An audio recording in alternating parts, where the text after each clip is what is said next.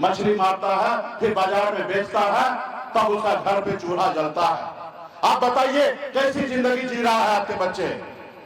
क्या उसका अधिकार नहीं है औरों के जैसे जिंदगी जीने का? है, उसका भी अधिकार है। तो उसके लिए कौन लड़ेगा? आप ही को लड़ना पड़ेगा।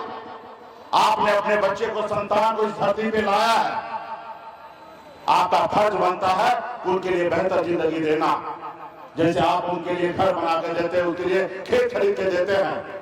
इस संसार में कोई भी माँ बाप ऐसा नहीं होगा कि अपने जीते जिंदगी अपने सारे संपत्ति को बेचकर खा जाता होगा और अपने बच्चे के लिए कुछ नहीं छोड़ता होगा। वो सोचता कि मैं भूखा रहूंगा चलेगा, लेकिन हमारे बच्चे के लिए बेहतर घर होना चाहिए। 2 वक्त का रोटी कम खाता है लेकिन घर बना के जाता है।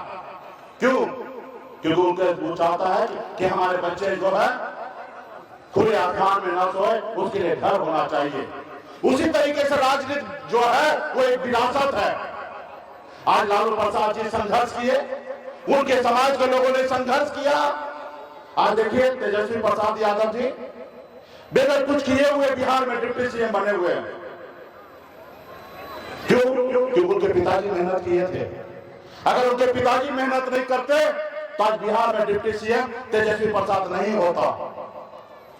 इसलिए साथियों, आज अगर आप मेहनत कीजिएगा, आप अगर संघर्ष कीजिएगा, तो अब आने वाला समय में आपका भाई, आपका बेटा, आपका अपना बिहार में मुख्यमंत्री रहेगा, डिप्टी सीएम रहेगा।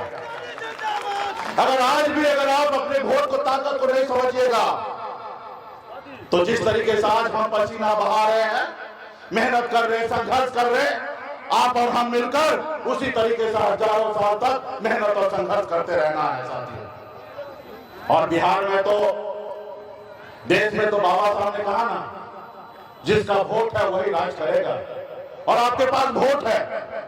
बिहार में अभी मुख्यमंत्री नीतीश कुमार जी को मैं धन्यवाद दूंगा, जाति आधारित डाटा किए हैं और बिहार में बता दिया कि निषाद समाज के सभी उपजाति ने 10% है। बिहार में अगर 63% ओबीसी है तो उसमें से 10% हम हैं। 1 नंबर में हमारे यादव भाई है, तो दूसरा नंबर पे निषाद समाज है साथियों, दूसरा समाज है। तो इसलिए साथियों, संघर्ष करना, लड़ाई लड़ना। आज मैं इस मुकाम तक पहुंचा हूं। आज जहां मर्जी होता हूं वहां हेलीकॉप्टर से घूमता हूं, जैसा मर्जी जिंदगी जीना वैसा जीता हूं। ये ऐसे नहीं हुआ, संघर्ष की बदौलत हुआ। मैं भी गरीब मामूली सा परिवार में जन्म लिया।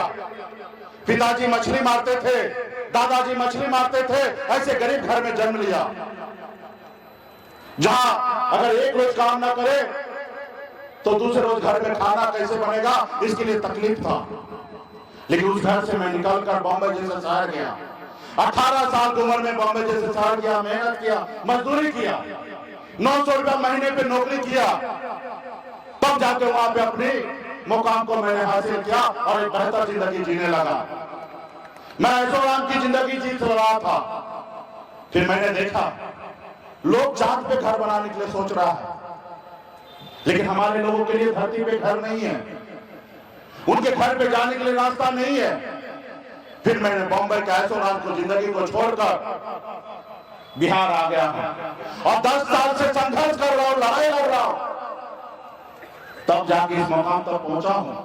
क्या हमें गर्व होता है, खुशी होता है? हाँ, हमें खुशी होता है। क्या देश का प्रधानमंत्री घबराता है कि नहीं मुकेश सहनी को साथ लो, नहीं तो बिहार में 0 हो जाओगे। एक तरफ दूसरे तरफ के लोग भी चाहता है कि सहनी जी आ जाइए हमारे साथ। तो हमको ना विधायक बनना है, ना सांसद बनने का सपना है, हमें तो एक ही सपना है कि हमारे समाज को आरक्षण मिल जाए। हम आरक्षण की लड़ाई लड़ते हैं। लड़ाई लड़ते लड़ते हमने पॉलिटिकल पार्टी भी बनाया है बाबा साहब के समझकर, लेकिन हमारी पहली लड़ाई है आरक्षण। और जब तक आरक्षण मिलेगा नहीं तब तक लड़ाई लड़ते रहेंगे। आपने दशरथ राव मांझी का आपने नाम सुना होगा। एक मूसा का बेटा था और उन्होंने पहाड़ को तोड़कर रास्ता बना दिया। उन्होंने कहा जब तक तोड़ेंगे नहीं तब तक छोड़ेंगे नहीं। उसी तरीके से हम लोग भी जब तक आरक्षण न ले लेंगे तब तक छोड़ेंगे नहीं साथियों, तब तक छोड़ेंगे नहीं। अभी तो हमारे पास पावर नहीं है, बहुमत नहीं है, तो दूसरे से मांगते हैं। लेकिन एक समय आएगा कि आपके पास पावर होगा, बहुमत होगा।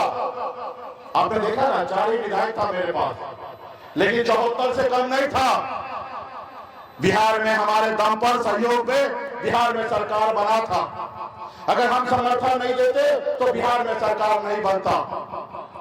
लेकिन बिहार में काम तो है नहीं, आरक्षण तो भारत सरकार को काम है करना। लेकिन आप और हम जागरूक होंगे यूपी, बिहार, झारखंड में, तो अपने दम पर कम से कम 25 से 30 सांसद हम बना सकते हैं साथियों, 25 से 30 सांसद बना सकते हैं। जिसके साथ जाएंगे वो 60 लोकसभा सीट जीत सकता है, और जिनके दुश्मन बना लेंगे वो 60 लोकसभा हार सकता है।